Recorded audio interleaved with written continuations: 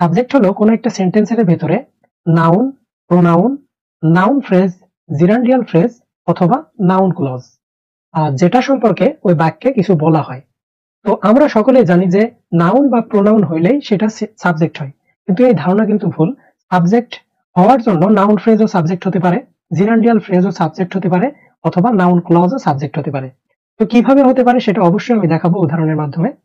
তো সাবজেক্টের আরো একটা সহজভাবে বলতে পারি সাবজেক্টের সংজ্ঞা, সেটা হচ্ছে সাবজেক্ট হচ্ছে কোনো বাক্যের ভেতরে কোনো কাজ করে, সেটা হচ্ছে সাবজেক্ট। বাংলায় যেটাকে কর্তা বলা হয়, অর্থাৎ বাক্যের ভেতরে কোনো কাজ করে যেটা, সেটা হচ্ছে সাবজেক্ট। এই উদাহরণটা আমরা খেয়াল করি।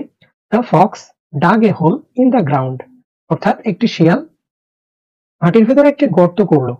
এখানে এই যে গর্ত করলো, এই কাজটা করলো কে? এই কাজটা করলো হচ্ছে এই শিয়াল। তার মানে একটু আগে আমরা যে দেখলাম যে usually the subject performs the action, তো এই বাক্যের ভেতরে অ্যাকশন বা কাজ করছে কে?